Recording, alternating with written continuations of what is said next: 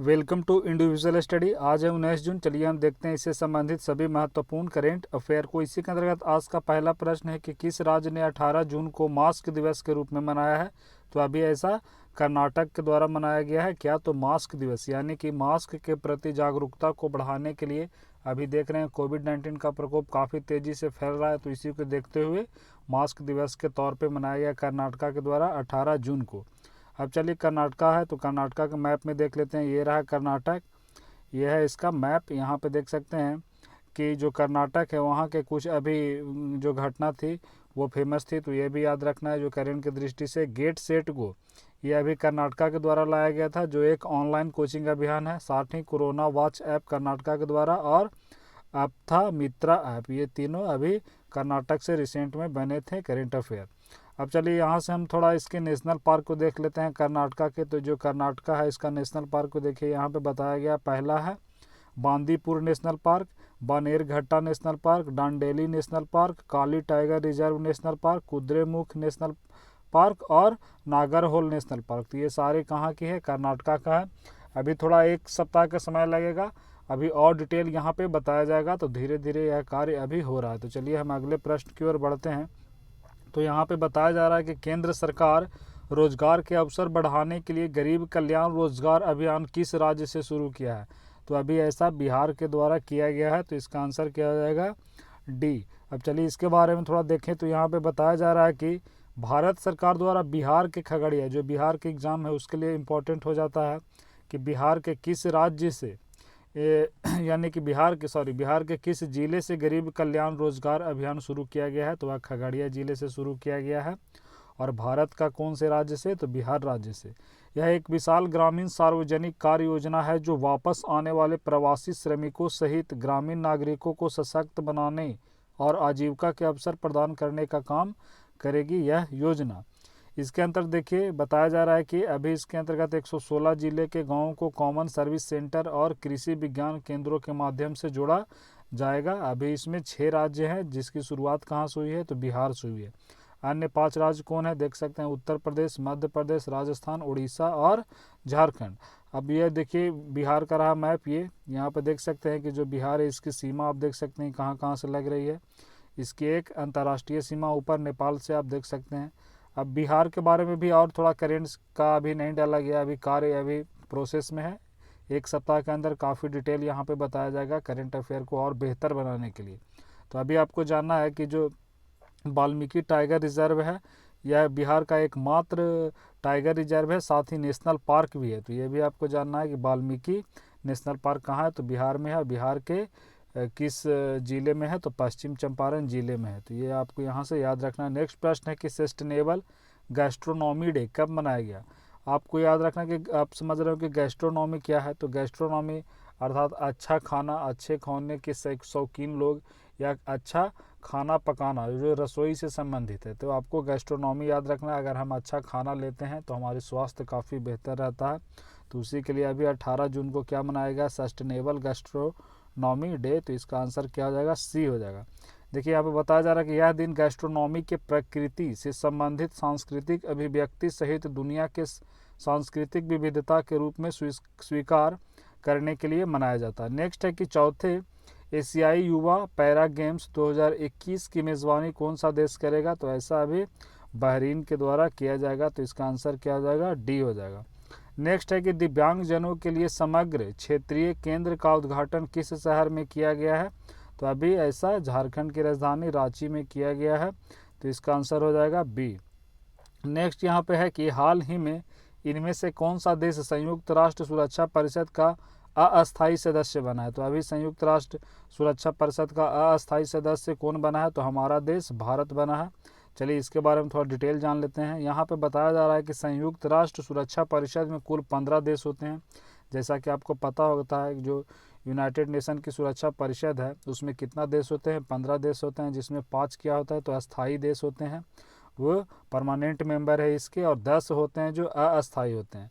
तो ये जो टेम्पोररी सदस्य हैं ये इसका जो हमेशा देखिए बताया गया है कि हर साल 5 अस्थायी सदस्य चुने जाते हैं, और जितने भी अस्थायी सदस्य चुने जाते हैं उनका कार्यकाल कितना होता है? तो 2 वर्ष का होता है। तो अभी भारत को चुना गया है, तो भारत का कार्यकाल अभी कितने अगले समय के लिए रहेगा, तो अगले 2 वर्ष के लिए रहेगा। देख सकते हैं कि भारत 8वीं बार सुरक्षा परिषद का अस्थायी सदस्य चुना गया है। इससे पहले सभी तिथियां बताई गई है 50 से 51, ये कुल 7वीं बार 7 यहाँ पे बताया गया है, 8वीं बार इस बार चुना गया है।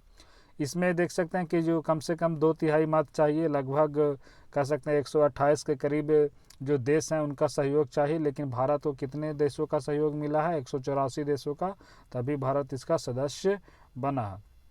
अभी चलिए अगले प्रश्न की ओर बढ़ते हैं। तो यहाँ पे बताया जा रहा है कि HDFC एर्गो ने pay as you fly insurance launch करने के लिए किसके साथ साझेदारी किया है? तो अभी ऐसा देख सकते हैं ट्रोपोगो के साथ किया है, तो इसका आंसर हो जाएगा सी।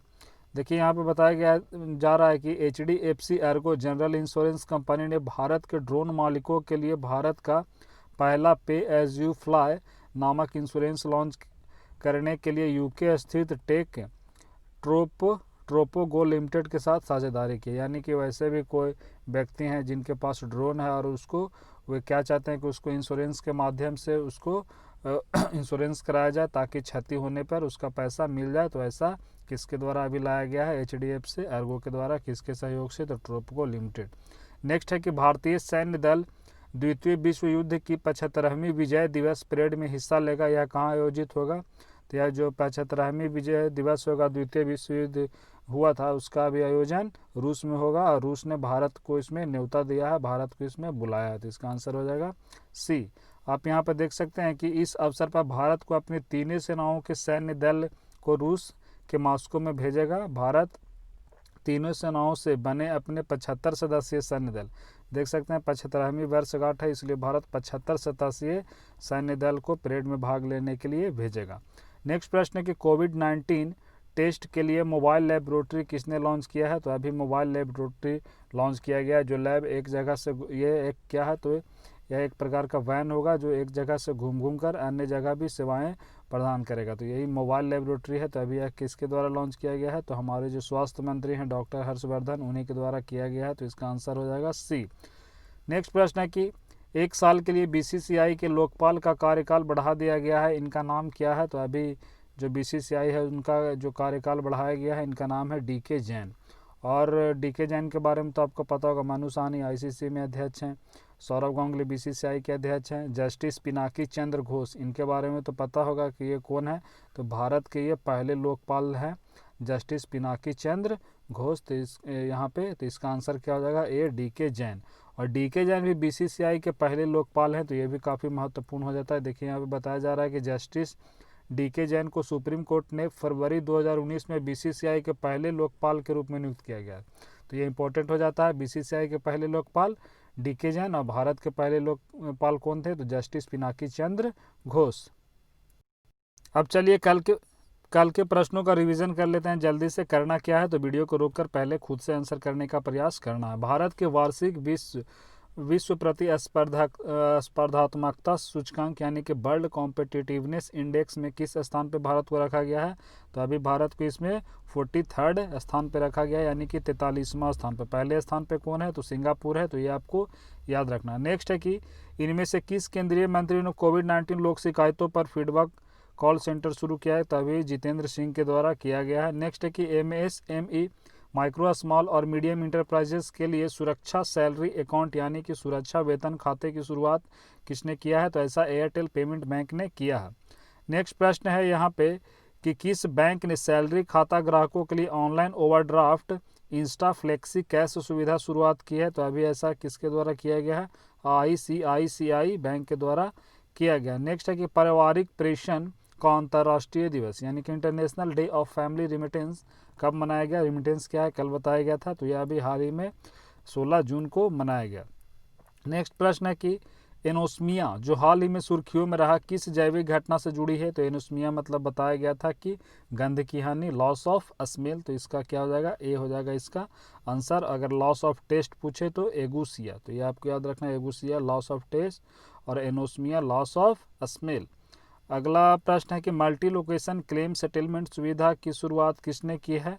तो अभी ऐसा किसके द्वारा किया गया है? तो ये देख सकते हैं EPFO के द्वारा किया गया है। हाल ही में उत्तराखंड के प्रसिद्ध हीरा सिंह राणा का निधन हुआ है, ये किस क्षेत्र से जुड़े थे? तो ये फोक डांसर थे, यानी कि लोक नृत्य से जुड़े थे। क्वालिटी एनजेड कलिनरी कप 2020 किसने जीता है? तो अभी ऐसा किसके द्वारा जीता गया? तो सेफ अंगद सिंह राणा के द्वारा जीता गया। तो इसका आंसर ए हो जाएगा। अमेरिकी सैन्य अकादमी से स्नातक की उपाधि पाने वाली पहली सिख महिला कौन बनी है? तो अभी यह पहली सिख महिला कौन बनी है? तो ये अनमोल नारंग बनी है। तो चलिए वीडियो के यहीं पे समाप्त करते हैं। एक और प्रश्न है, इसका आंसर आप बताइए कमेंट में, इसका आंसर क्या होगा।